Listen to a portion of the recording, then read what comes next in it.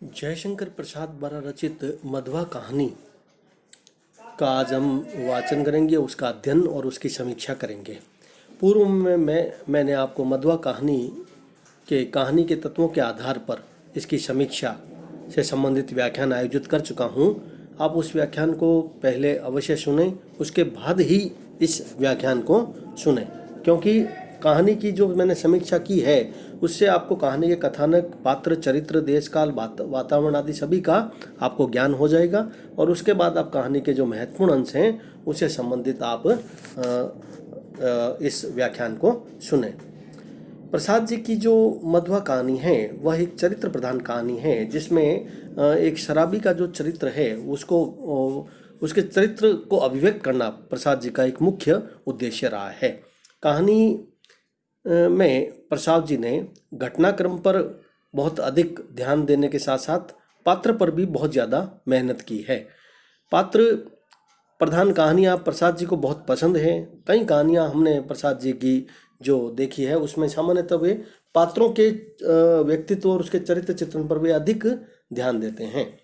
मधवा कहानी में सामंती व्यवस्था की जो क्रूरता और शोषकीय प्रवृत्ति है और जो एक अभावग्रस्त व्यक्ति की जो एक मन स्थिति होती है उसका चित्रण करने के साथ साथ एक असहाय और जिसका शोषण हुआ है उस बालक की पीड़ा का भी एक मार्मिक अंकन इस कहानी में हमें मिलता है।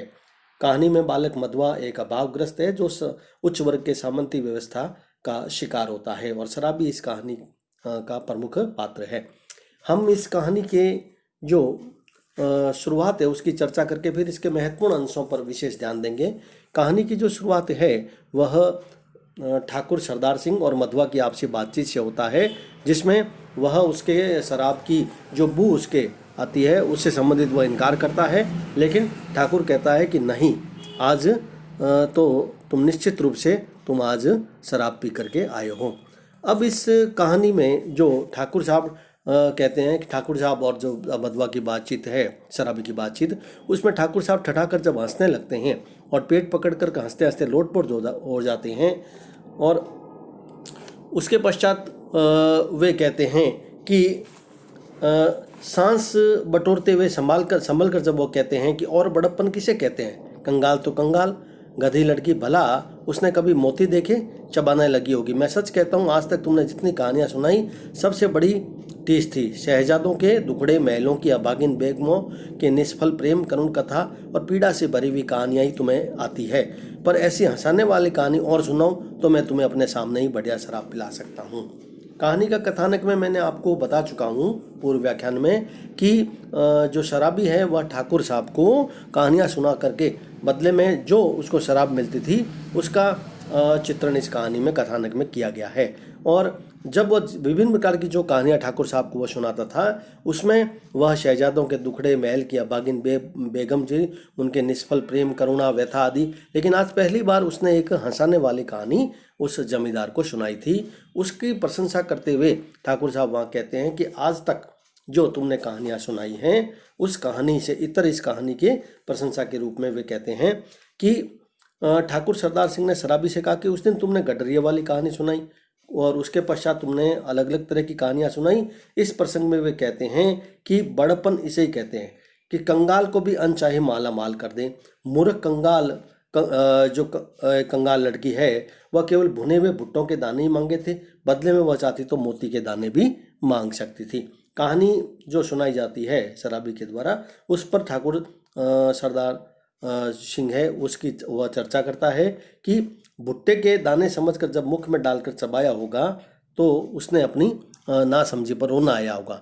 ठाकुर सरदार सिंह ने शराबी से कहते हैं कि आज तक तुमने जो कहानियाँ सुनाई थी वे सामान्यतः उसमें एक टीस वेदना और एक कहानी में जो एक मार्मिक पक्ष है वही ज़्यादा उजागर होता था, जिसमें राजकुमार राजकुमारियों के दुख भरे प्रसंग या जो महलों में रहने वाली जो रानियाँ थी उनके निष्फल प्रेम, इनके साथ साथ ऐसी पहली बार तुमने ऐसी हंसाने वाली कहानी तुमने मुझे सुनाई है, तुम ऐसी कहानी आगे सुनाया करो।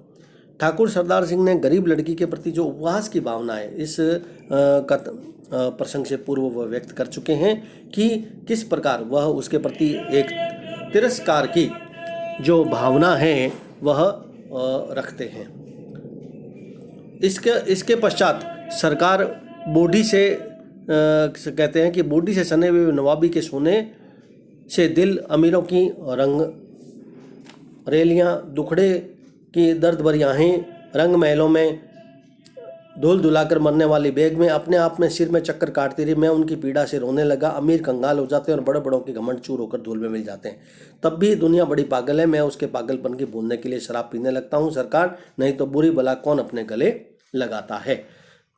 इस प्रसंग में ठाकुर सरदार सिंह ने शराबी से कहा कि तुमने गडरी वाली जो कहानी सुनाई वो हंसाने वाली थी, ऐसी कहानियां अन्य और सुनाया करो। शराबी ने ठाकुर से कहा कि मैंने बड़े बूढ़ों से अनेक किस्से कहानियाँ सुनी हैं।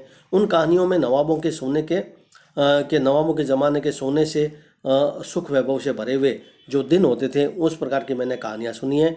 और मैंने अमीरों की वासना, सुख विलास की बातें, दुखियों के दर्द भरी आहें, इन सब का मैंने चित्रण करने वाली तुम्हारी कहानियाँ सुनी हैं, जिसमें उपेक्षित जीवन से जो बेग में होती हैं वह घुल घुल कर मर जाती है।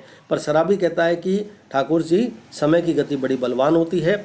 जो लोग पहले अमीर थे बाद में वे कंगाल हो जाते हैं। बड़ों बड़ों का वैभव, विलास, ऐश्वर्य, समृद्धि, घमंड एकदम चूर होकर धूल में मिल जाता है।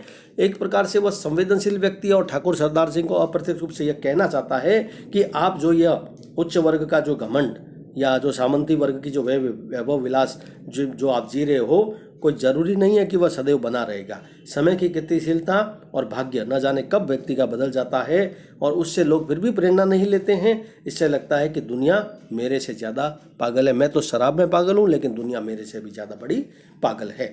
और इस बात को कहता हुआ वह कहता है कि मैंने तो शराब दुखी होने के कारण, दर्द को भूलने के कारण पी है, जबकि दुनिया जो होती है वह बिना शराब पिए ही एक प्रकार से वो पागल है। यह बात शराबी अप्रत्यक्ष रूप से कहना चाहता है।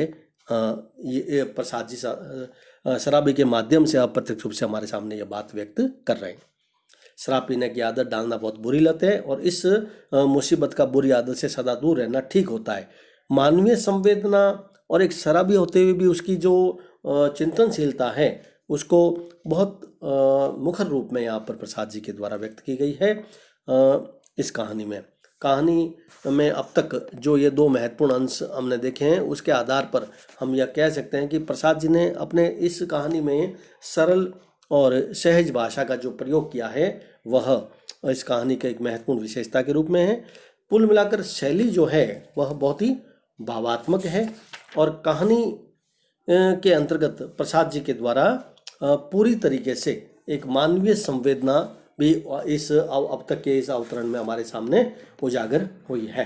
क्योंकि दुर्व्यसन से घिरा जो व्यक्ति होता है वह क्यों किसी नशा या किसी दुर्व्यसन को अपनाता है, क्यों वह समाज द्वारा उपेक्षित होता है, उसके कई कारण होते हैं। इस पर हमें विचार करना चाहिए। एक सामाजिक सौदेश्यता से परिपूर्ण एक वर्णन प्रसाद जी हमारे सामने प्रकट कर रहे हैं कि कोई भी व्यक्ति जो नशा करता है उसके पीछे जो उसकी मजबूरी होती है उस पर भी समाज को विचार अवश्य करना चाहिए। लेकिन जो समाज का बड़ा वर्ग होता है, उच्च वर्ग, वह वर्ग केवल अपने बड़प्पन का प्रदर्शन करता है। वह उसकी मूल भावनाओं को नहीं समझता है और उनकी सहायता का केवल ढोंग करता है। तो कुल मिलाकर अब तक के इस अवतरण में हमारे सामने जो ठाकुर सरदार सिंह और शराबी के मध्य जो बातचीत है उसमें सामंती युग की आक्रमण्यता और शोषण की भावना को अप्रत्यक्ष रूप से तो उजागर किया ही गया है। साथ ही शराबी की जो शराबी मतलब पूरी तरीके से एक लत से गिरे हुए होने के बावजूद भी उसमें एक होश है समाज को जागृत करने का, चेतना देने का। वह होश इन अब तक के अवतरण में हमारे सामने उपस्थित हुआ है। आगे अन्य जो इसके महत्वपूर्ण अंश होंगे हम कहानी के इस मधुआ कहानी के अन्य जो भाग होंगे उसके अंतर्गत इसको व्यक्त करेंगे। आप मधुआ कहानी के से संबंधित मेरे द्वारा पूर्व में जो व्याख्यान आयोजित किया गया उसको भी सुने और अब तक जो अवतरण मैंने आपको बताए हैं उसको भी अच्छी तरह पढ़ करके उसके आप नोट्स के रूप में भी धीरे धीरे उसके चरित्र चित्रण को बनाते रहें। शराबी का चरित्र ही इस कहानी की महत्वपूर्ण विशेषता है।